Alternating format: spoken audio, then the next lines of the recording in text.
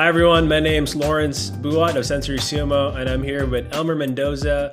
And today he's going to talk about the process of how it is to have a child with autism and the services that you need in order to help your child with their sensory needs. So, Elmer, tell us a little more about yourself and about your journey. Hi, Lawrence. Before anything else, I would like to say hi to everyone who's watching, and hope that this information will be useful for you guys. And I want to also make a waiver. Everything that will be shared today is just based on my personal experience. Of course, raising my son with autism, we are not saying that our way is the right way or the best way for everyone, but I think in my heart that we found a way that works for us. And my name is Elmer Mendoza. I'm 38 years old. We live here in California. I'm a parent of three kids, a 15-year-old, 9-year-old, and a two. I am married for 16 years now with Almi, my wife. And my son, Yuan, is my 9-year-old with autism. Hmm. Yeah, no, it's been such an amazing journey. For those of you that don't know, I've been working with Elmer's family for going on 3 years now. I'm their friend, but I've also worked with his son, Yuan, and it's Yeah. been such an inspirational family to witness because Elmer and Ami are just so supportive of their son's needs. And they really do the research in order for them to be successful. They know all the services before, uh, before his son even needs it. So that's been such an amazing journey to see, Elmer, and you're such an inspiration to a lot of us. I'm an occupational therapist, and I help a lot of kids from different neurodiverse backgrounds. And seeing you and your wife really reach out to service providers to make sure that your son gets the help that he needs is really Mhm. something that definitely doesn't go unnoticed. So that's why I wanted to interview you for this podcast and this YouTube channel, because I think your information is so valuable to a lot of parents that don't even know where to start. So let's get right to the meat here. When you first notice signs that your child has autism, it's really hard for you to kind of accept it first, right? It takes some time, and Oh, it yeah. takes a lot of kind of at first, I think there's like that denial phase, and then you accept it, and then you ask for help. But when did you first start to notice that your son had some developmental delays or some concerns? When did you and your wife first started having major concerns about your son's development? That's a good question. I think this is so important, especially for families that are have no background at all of what is autism. Because in our case, me and my wife, we have no family member or relatives that we know that has autism, and we grew up in the Philippines and migrate in the United States. Autism is something that is not discussed in the community. Autism is like not even a known word Mhm. in the Philippines. So we actually don't know what autism is. This is something new to us. So when we started to notice something is different from my son, we don't know that it's autism. Mhm. What we know is like he has speech delays. He has some developmental delays that we notice during those first stages of development, and that's when we started to think what's going on. We noticed that there's a delay from 15 months to 2 years old. We see you on not making eye contact, Right. not saying words mama and papa.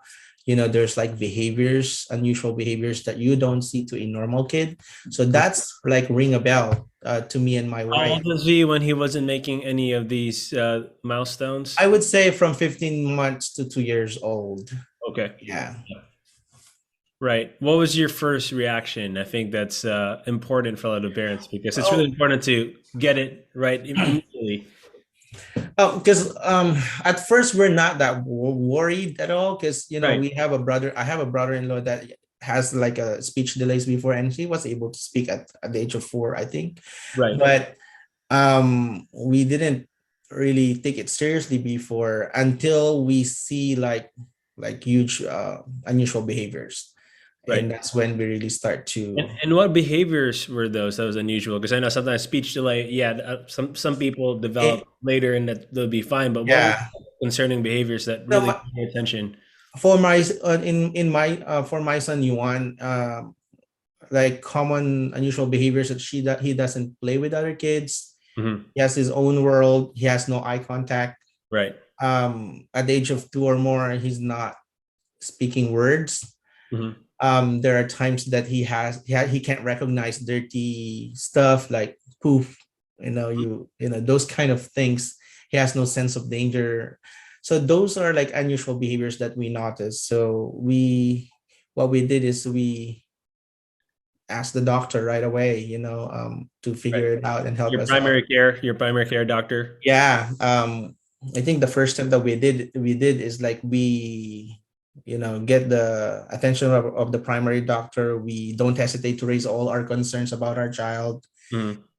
We observe closely the developmental stages of Yuan, Hmm. that we Hmm. could really know what's missing or what's in there or Right. not. Did you use like a book or a guide or an app to help you with the developmental milestones? Because I know there's Or, different apps or suggestions out there, but what did you use? or during my time, so since this is new, I'm not into apps before, so I'm a research guy or search on the internet, and of Hmm. course always talking to his primary doctor, his pediatric That's doctor, good. and of course we're fortunate that he gives a lot of information for us. I think the first step that you have to do is really talk to the pediatric doctor and Yeah. ask information and resources. But right now, I just learned lately that there are like apps from CDC. I can provide you the link wherein you can Yeah. really Absolutely. track. Yeah. I even had a video. I'll post a link Oh, below wonderful. about There this you go. milestone So app. And check the videos of the videos about that, and for early parents that has same situation, that would really help you out, guys. Check right. our other videos. Yeah, no, because the CDC milestone tracker app is really good because you could record it and you could easily show it to your primary care doctor. And then once you're referred to a specialist, then you can see the data that you've recorded. So Yeah. it'd be easier for them to pinpoint how they can help your child. So you Yeah. talk to your On my case, I do the traditional one, the manual method. Take pictures, take videos, write notes, and exactly. then tell it to the doctor. Yeah, no, I think it's really important to document and to take note of it and really know your child because you know your child the best. Yeah. So after so you went to your primary care doctor. About how old was he when you went to your doctor about these concerns? Because sometimes your doctor doesn't. You have to be the advocate for your child, right? Because if you That's do, right. Yeah, there of course it has, different doctors has different takes. right, But absolutely, it's up to the parent to really, push it through so that you could be referred to the right department and to the right, people in order for you to get what your son needs. In our case, we don't hesitate to raise all our concern, and our doctor referred us to a regional center. So right. for early intervention program. So when he was 2 years old and 3 months, I believe, we were referred to regional center. So to see if Yuan has like really developmental delays. And during that time, he was found out that he has really developmental delays, not autism yet, just developmental Right. delays. So, And for the listeners and viewers that don't know what the regional center is, it's a California thing. I know. I have a video about the regional center too. that's great. And there's one here where we live in Northern California, but every single area has their own regional center. But what services do they provide so that our viewers would understand what the regional center is and what an important resource it is? So regional centers, on my own experience, they provide services for people who has disabilities. In my case, on my experience, the first services that we avail from regional center, and it's actually free, by the Mhm. way, which Wow. is good, is what they called early intervention. So if your child from 0 months to 3 years old, I think, Right. Yeah. yeah, has developmental delays, which is like if there's stages of development that they can't hit the mark, Hmm. um, they will gonna try to assess your child, and if they found those are delays are evident, then they're gonna qualify your child to do the early intervention. What is early intervention? It is like a therapy that they send up to your home so that your kid or to their daycare, and Right. they do the therapy so that your kid could catch up, It's so a that really they good can close service. the gap. Yeah, so Good that's service. why I'm it's going to early. post a link in the bottom of this video for the regional center, at least in California, because I think it's a resource. It's really important, and it's really important to have these interventions when they're young, because your brain is so like you could really do a lot of good when you do these interventions younger. Mhm.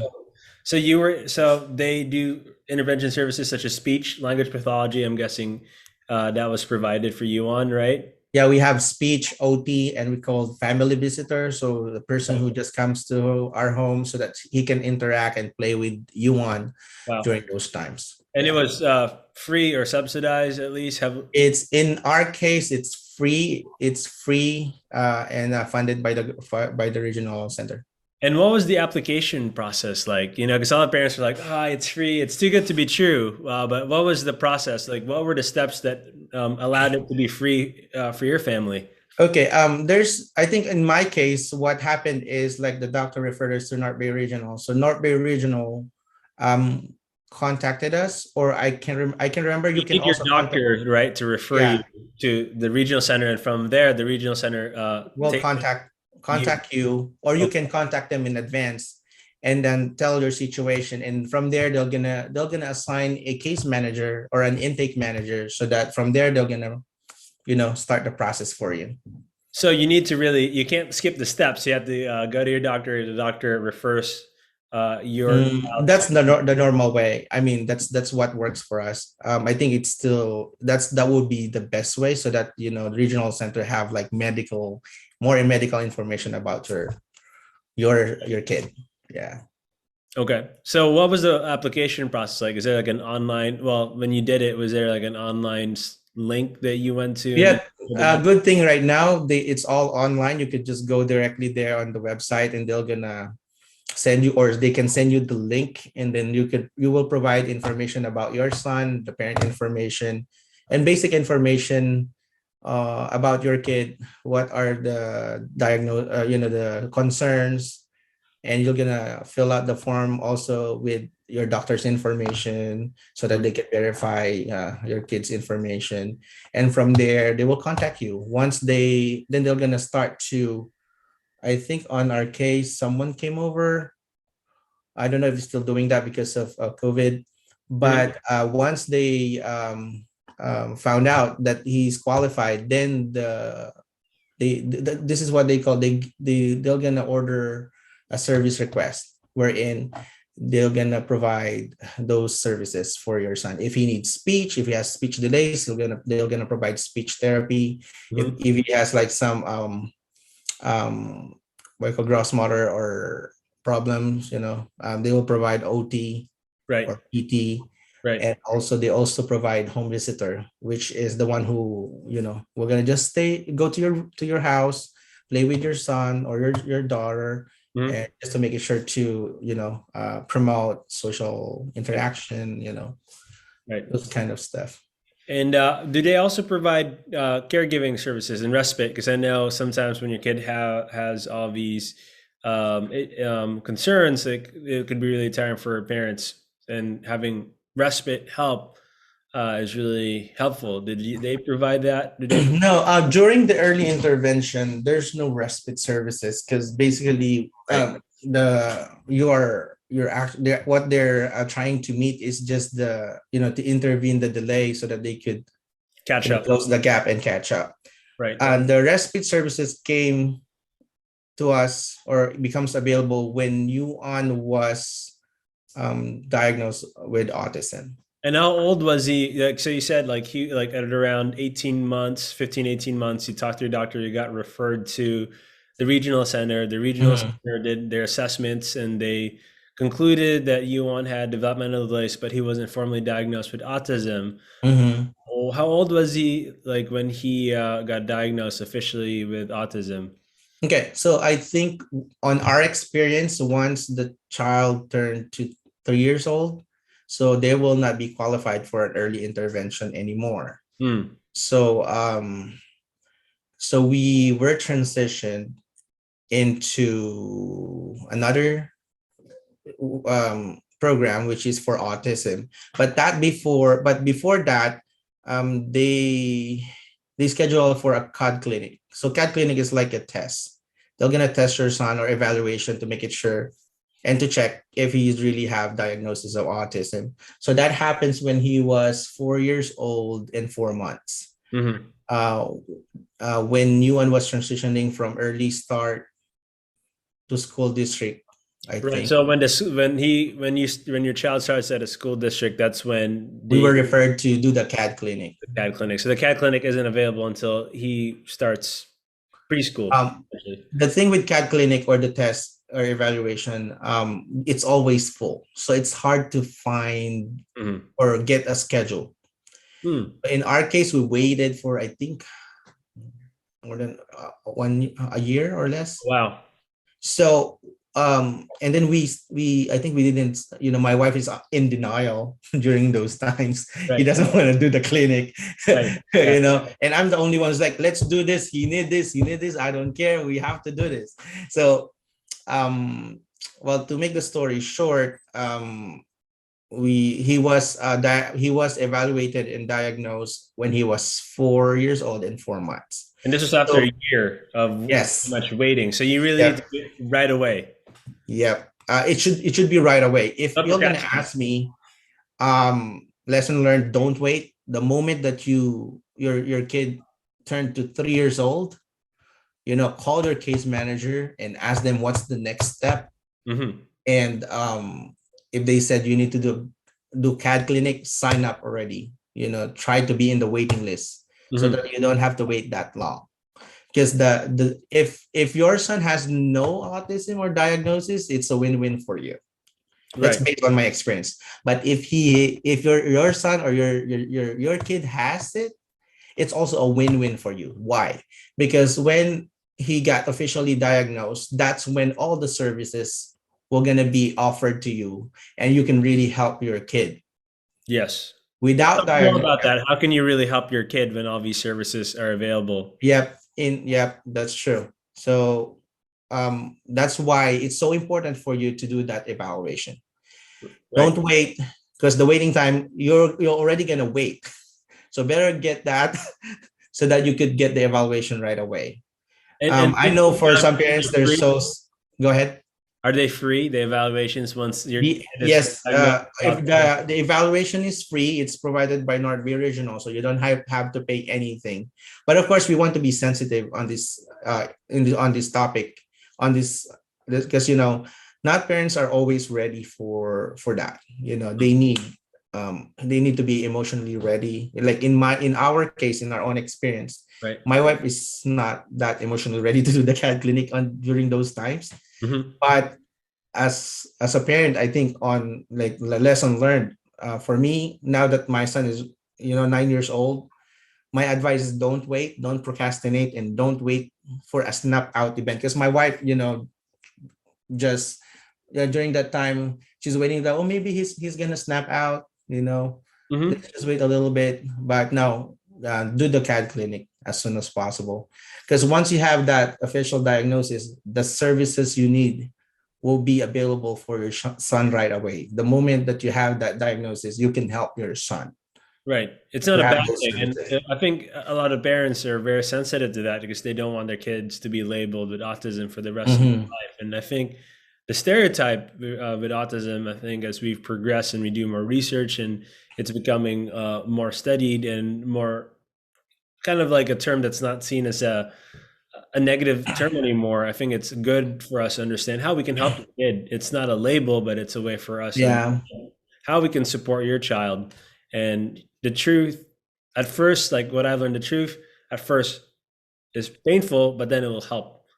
And yeah, then, and don't we understand? Don't get us wrong. The stigma is real. yeah, But in my experience, I ignore the stigma. mm, And but I look after the welfare of my child. I don't care about the stigma anymore. I want to help my child. So right, that my transition was so easy. Oh, it's 10 p.m. garbage day. All right, let me. So, my transition was easy, but with my wife, I have to support her, Yeah, and to really, be advocate for my son on those times. Parents should be the first advocate. That's absolutely. let's just say that, and ignore the stigma. It will Yeah. not help your son. You know, yeah. And that's why this channel is here, this podcast is here, so we could break that stigma and more people would understand what autism is and Correct. how they can help with that. But yeah, you're right that the emotions are real and it's difficult at first to process that. And tell us more about that. Like, how did you and your wife come to terms with the diagnosis, and how did that help your son in the process?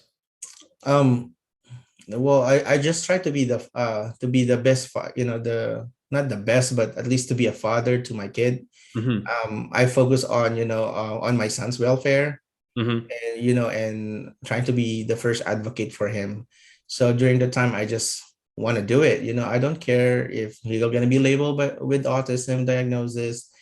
What I care is, my son needs help, and Hmm. we need to do this. And me and my wife decided to just do it, because at the end of the day, if he snaps out in the long run, we win. If Hmm. not, we still have those services in place. Yeah. That's my what I'm thinking back then, and that's what happened. It's real. My son's services are still in place up to now. Right. And what you do on those first stages of discovering autism is so important in the later stage. And I will explain you next time when we have another video. But you know, you Well, gotta. tell us a brief reason as to why it's helpful, what you do at the early stage, why it's going to be helpful in the long run. Like, what are some things that are helping you now that you're so grateful for that you did all those years ago? Oh yeah. I think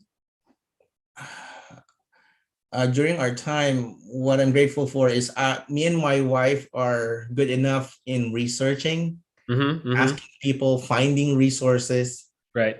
um, and that really helped us a lot in order to give support for my son. Hmm. I think the second one is we love collecting data. So Yeah. we collect data from day one. Yeah. From My, day my one, analyst friends would be so happy because the data is so important. yep, we collect my first my son's evaluation from day one up to now. He's 9 years old. Yeah. Is compiled into one binder, Wow. and that helps me and my wife and the providers, the advocates, and the school to help my son. Um, and I think that's one of the things that we are thankful for. Like, we Mhm. have all the data that we need. And Yeah. secondly, we have people that are really genuine to help you on, Yeah. besides us, that really wants to be the first advocate. So sometimes I call you, Lawrence, you know about OT stuff. What should I do? What's the best strategy? Yeah. I'm blessed that I have some people around that really helps me. And I think that's the goal of this video, Yeah. to get more information out there for people like us, like especially in our case, like for first time parents with zero experience, first Mhm. time, experiencing autism in their life. I think Mhm. these information are so valuable. Yeah. Yeah, absolutely. A community. It's important to have community Yeah. support groups, and that's what this channel and this community is all about here at Sensory Sumo. To have resources for people to connect, and they could show experience, valuable experience, and information that parents don't know about, and sometimes they miss out on those opportunities. And that's why we want to make these resources readily available for them. Yeah, and the information is all there out there, but it's scattered. You have to go to this, to that link, to that page, to that, But during our time back then, there's no like one place that Mhm. could tell us what's the steps, what are the information that we need on that time, on that stage. So so that if you're a person that watched this video, If you have a family member that needs this information, please share this. If you have a friend, or not a family member, but just a friend or someone that you know that need this information, please share this, because we tried to put it in a one video, all these things, so Yeah. that you know.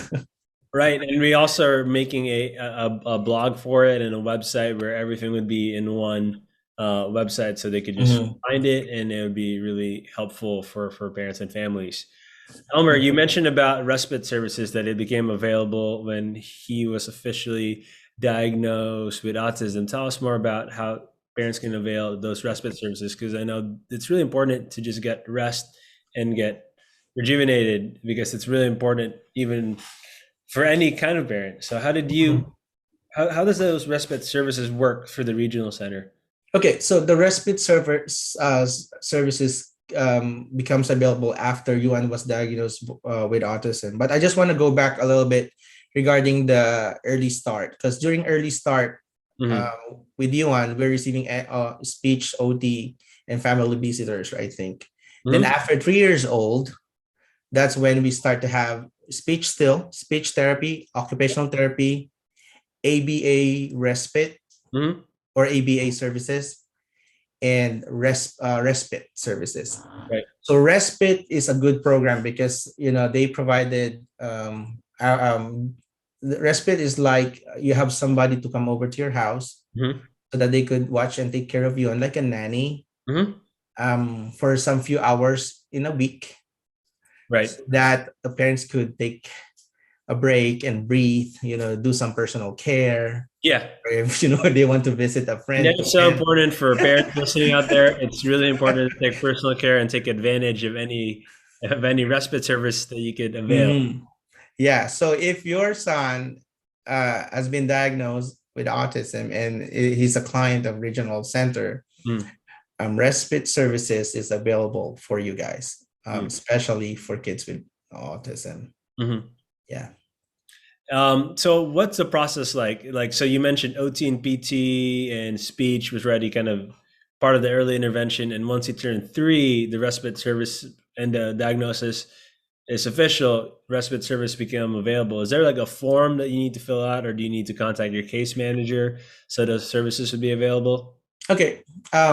So remember, once your child becomes a client of North Bay Regional or Regional Center, Hmm. there is an assigned case manager that handles your kid's case. Right. So this case manager is your point of contact. So you can call them, email them, and talk to them about your Mm-hmm. concerns, developments, or whatever regarding Yuan's case or my son's case. You can call them. Mm. And during our time, those services are, or those information is not like opened up in a one time big time for you. Right. So lucky you, if you're watching this video, you will know those services. But the way they do it, in my personal experience, like it's a case by case, need by need Mm. basis. Right. So if you tell them, That's oh, really this up is to the what's case manager. happening, that's where they're gonna say provided. If you say this is happening, I'm so stressed, I have no time for myself, and that's when they're gonna tell you, oh, there's services that we could provide. So, You really but have to advocate for yourself. Like, I'm at yes. the end of my rope. I really Mm, need yeah. this. Like, my mental health is Uh-huh. deteriorating. I'm not sure if I can take care of my kid anymore. And then Mhm. they'll offer that, right? That's right. And I don't know if that's kind of like the process, the way they handle the case, but that's based on my experience. Right. But to sum it up, there's a speech therapy, there's occupational therapy, there's an ABA services that provides by the regional center. Hmm. There is what you call respite, so that you could take a break. Yeah. And I think there's another one which is we just discovered, a personal assistant. Wow. So What is that personal assistant? That's oh, that is something new. Maybe we could, I have a separate video on that. have a video on that. But personal assistant is like for more severe cases, Hmm. like severe kinds of behaviors, Hmm. so that they need somebody next to them, like a one-on-one assistant, to make it sure that they're safe, that they're being watched. So So those are the services that I know that they could offer. Actually, there's other two, which Mhm. is the daycare. If your daughter or your son has a daycare program, there are there are programs there too. Right. The thing is, they will not tell you Yeah. all of this in one, when you the first day. So we discovered it by just research, go to Google, Yeah. talk to the case manager, Right. uh, Watching this video, like watching pretty this much video like this a one. secret, like, hey, they don't know I know this, but Uh-huh. the services are Uh-huh. available. Pretend that you don't know, but if you think that your situation qualifies for it, why Mhm. not? Might as well Ask. try, right? Yes, because the worst thing that you could have I said no. is a no. And that's where it's really important to gather the data, right, from the start. And Because then that's you why can I show. said it's so important from day zero, from day one, Yeah. you collected all your data. Right. You organize your data because that will support you along the way. Well, keep track of our videos for those of you watching, because we're going to send out like a free data tracker on our website for a limited time. And you could download it and you could record it and tell That's us so how to help cool. you. Yeah, right. Free Mhm. resource for parents, because we want to make sure that the services are available out there. Because again, all of these information, like what Elmer was saying, it's available, but it's scattered. So that's what we're doing. The scattered information, we're trying to keep it in one location here at Sensory Sumo. Um, Mhm. so it's really good. All these information is really good and helpful for families. Um, did you join any organizations or support groups, Elmer? I know you mentioned that your emotional kind of Mhm. transition with accepting Yuan's diagnosis was difficult. So did you join any organizations or any groups to help that? So because it's important to have people who've already kind of walked that path ahead of you. Yeah, I think we subscribe the Autism Speaks organization because they have a lot of tons of information out there Hmm. that they provide. At first, I was so overwhelmed. Not all of the information that they give is all that you need. Sometimes you have to really filter what you need. um we online research is our thing. We go to California Disability Developmental, the CDSS, and Hmm. then we go to, if you are a client of a regional center, go to their website. They have more information there, Hmm. programs, um, um, things that they provide. You could go to we research. What else? I joined a Facebook group. Hmm. um I forgot the name. I don't want to flag their name. So, but you could search on Facebook. Families with autism or autism family. Just try Hmm. to search and then find the right group for you Hmm. that you could relate in and can contribute at the same time. So that really helps us a lot. Yeah. Um, there's like advocate groups too that available on Facebook. You could check them out too. Absolutely. And hopefully in the future, we're going to make our own server, our group, our Discord server for free for families, parents, specialists, and therapists to be a part of that conversation. So you just That would be put a great. question, and then professionals are going to go and comment and help you, send you links. I think that would be good. So keep track. That would be awesome. Yeah, all there in one server. You just put it out there wherever you are, and then we'll send you some links for clinics that are good in the area, or clinicians in the area that would be able to help you. So I Mhm. think if you keep track of our website and our channel, and that server goes online, be sure to subscribe and join.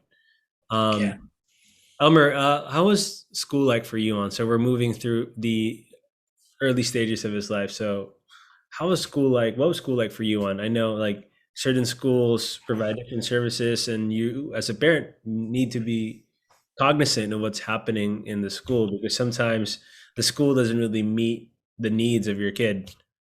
So it's really important for you to kind of keep track of it and really Well, hover over. for you one, well, I would say there's always something new to learn and discover. Yeah. about the school system and how Yuan, do his education. Uh-huh. Because Yuan's ability to learn and his ways of learning is so unique. I mean, Yes. I think people will agree with me that every kid in the spectrum or with autism are they have their own unique different needs, Hmm. different ways of learning. So Hmm. it's always something new to learn to discover every time. For us, it's a little bit challenging because Yuan is in the what you call this low functioning Hmm. group. So he has sensory needs and different kinds of needs and support that Yeah. needs to be met so that he could really access education. Right. I think what I would like to say is please pay attention closely to your child's needs when they're in school, Mm. because um, on our case we really want to be intentional when we talk about school or education, Yeah. because your kid is already disabled. I mean, has already challenges, Hmm. and as a parent you have to really advocate for your son to make it sure that at least we can able to access the education that he needs with those of course with the presence of those challenges.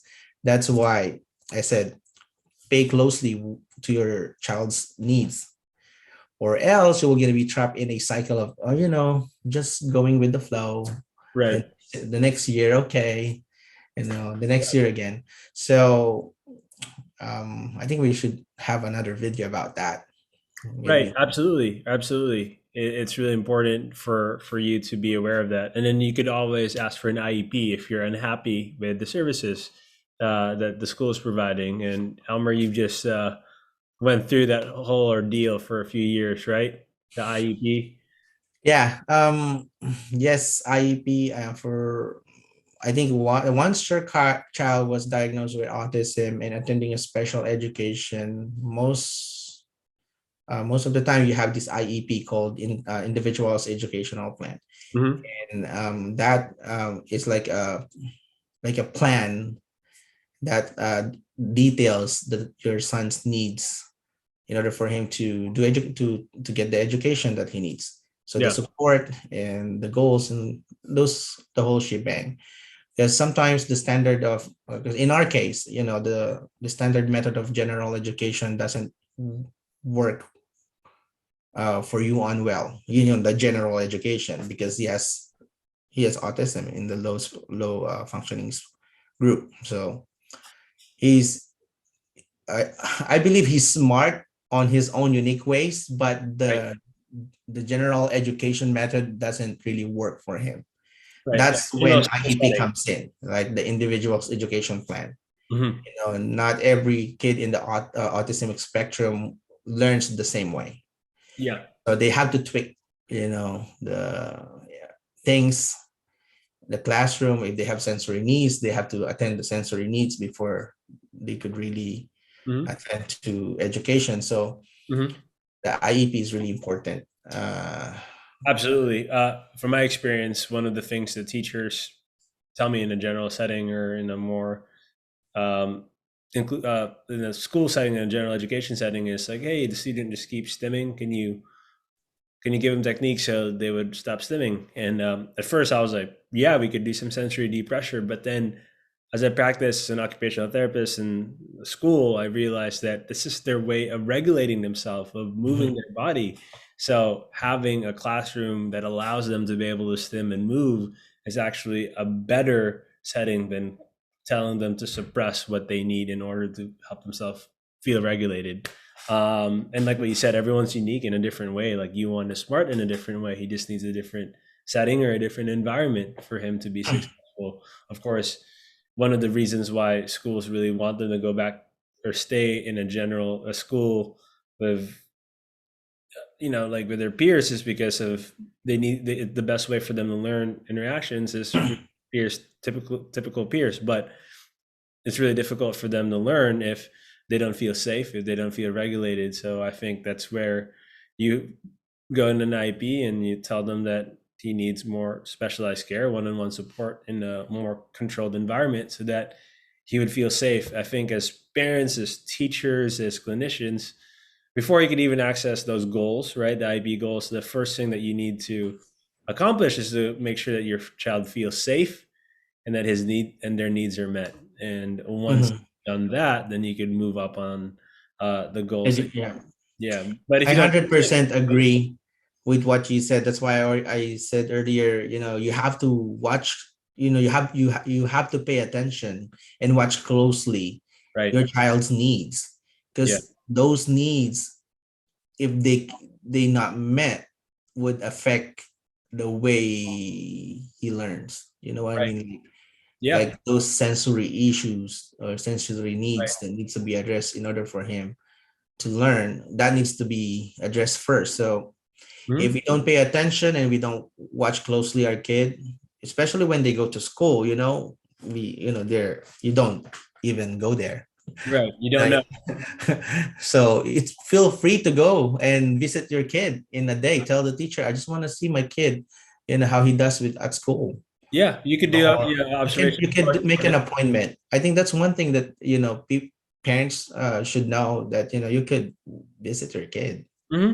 and Right. check it out, so that you could see Yeah, what's happening. absolutely. Yeah, Hmm. yeah. Just even like for 10, 15 minutes, see Hmm. what it's like and talk to the teachers, talk to the teaching aides, talk to the clinicians, talk to everyone and make sure that you get a consistent information from everyone. So Hmm. that's really good. I really like that. Like you need to take hold of your child's education, so Hmm. that they could take hold of their own education. I think it's important for you to empower yourself, so you can empower your child in their goals. So, uh, Elmer, I feel like we could talk all night if you're given the chance, but to keep this somewhat short, can you give parents that are listening or watching, or like your advice for them if they're debating whether or not to go to see their doctor so they could get their child assessed? What's some, or if their child just got diagnosed with autism or any developmental delay, what is something that you want to tell them to help encourage them? Oh yeah. I think the the faster you the faster you could accept the situation Hmm. of your son, Hmm. his diagnosis, Hmm. the faster you could really help him.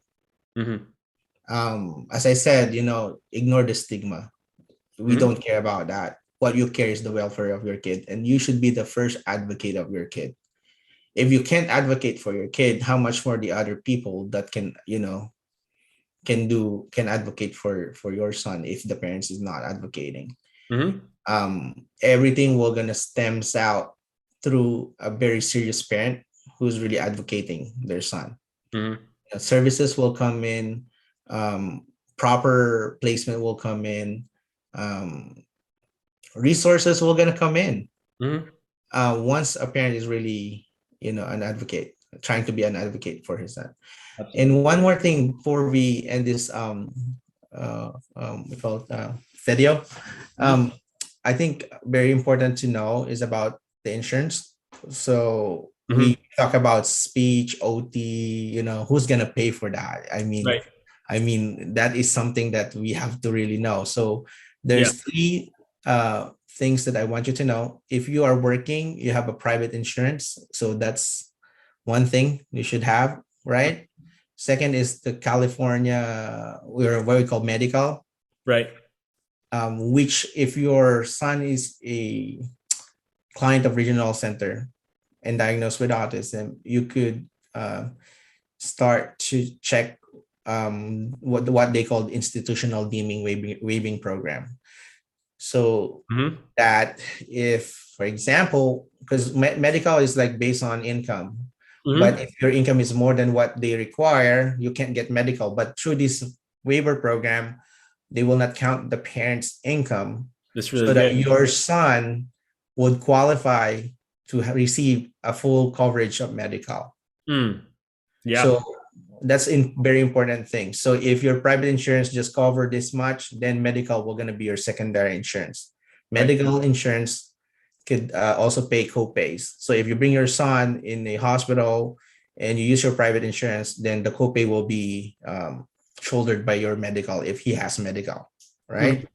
So anything, and then the third one is the regional center, which is what we call the free services from the regional center.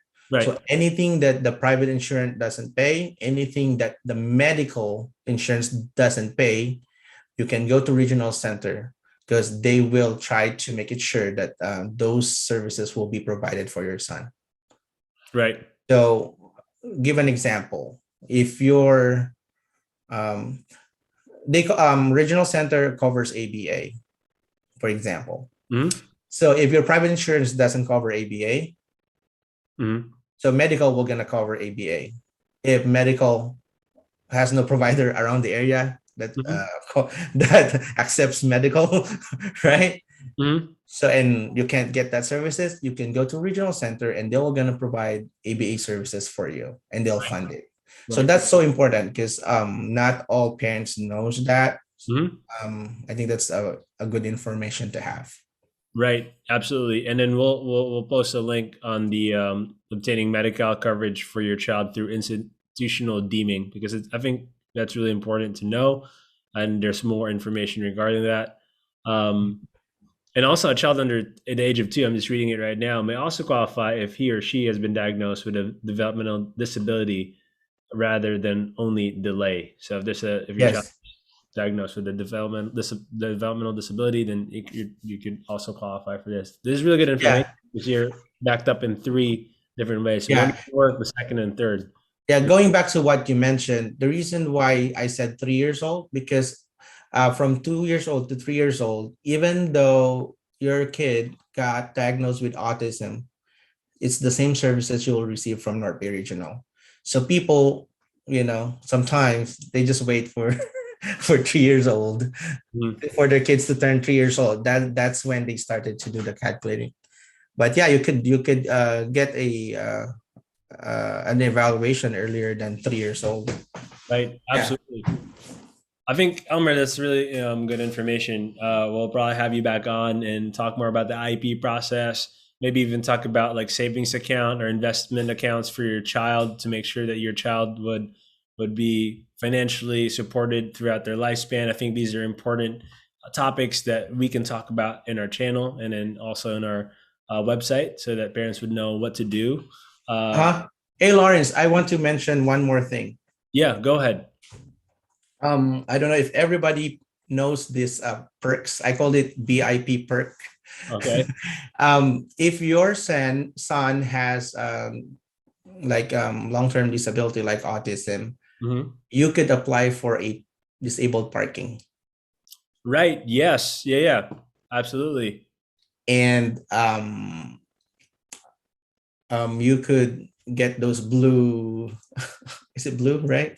Yeah, definitely. You could definitely qualify for that. The blue placards. Yes. And it's so easy, so that if in case, you need to be, like it works for me for appointments, like for therapy appointments. I don't have to, park somewhere far where I can easily access in front of the building. Yeah. And it's so convenient, especially if you have kids with special needs. Yes. What you can do is get on the go to the link. I think I can provide you the link for the DMB. Okay. There's a form that you will fill out. Bring it to your doctor will fill it out. Bring it to your doctor. Let him sign. Then you sign, and then bring it to a DMB office. Okay. And from there, it's a free services. No, you don't have to pay anything. Every second year of the month of June, they're gonna send you the blue parking pass, or what do you call this? The placard. The placard. Rear view mirror. Yeah. And you could get the BIP. I call it Yuan's BIP parking pass. Yeah. BIP. Yeah, no, it's really important because it's really important to park close to an appointment, because if you park far, that's true. It could cause a meltdown and you'd miss the appointment. So it's really important. If your child has sensory needs or sensory sensitivities, you park far, there's like construction or crossing the street, it prevents them from accessing the services or even going to school. So it's really important. Yeah. Like my son has a tendency to elope, and he'll gonna just Right. run away. So, it's so important. And he's receiving how many therapies in a day, like in a week. So like there are a day that I have 2 or 3 therapies in a day, Hmm. and that really helps me a lot. So if Yeah, try to check that out. absolutely. Elmer, you've been such a help today. Are there any other things that you want to mention to your Okay. listeners? I was like, wait a second, we're missing all of these. I have this in my notes, and I just like fast forwarded it because you Uh-huh. had so much information. I know. I mean, it's a lot of information, but I think this information that we discussed today or tonight is really important, especially for parents who just started this kind of journey. I Mhm. think we called it the Info 101. Yeah, absolutely. And if you do join our server, the Sensory Sumo Discord server or a community, Elmer's going to be a consistent uh, person there. He'll be like probably helping manage some of the conversations, us, including me, and then hopefully we'll have a speech therapist there as well, and then also a behavior analyst going back and Oh forth. yeah, It's just really that would important be to have great. like a good community where we go back and forth to help your child's needs. So And if Elmer, you guys have any questions, like you could type a question somewhere on the YouTube channel, yeah, and then we can go back. I think Lawrence can go back on those questions, and we will gonna try our best to answer it based on our experience. absolutely. Elmer, thank you so much. You're This is welcome. important and good podcast and video. All right, everyone. Thanks for listening. Stay tuned. Yep.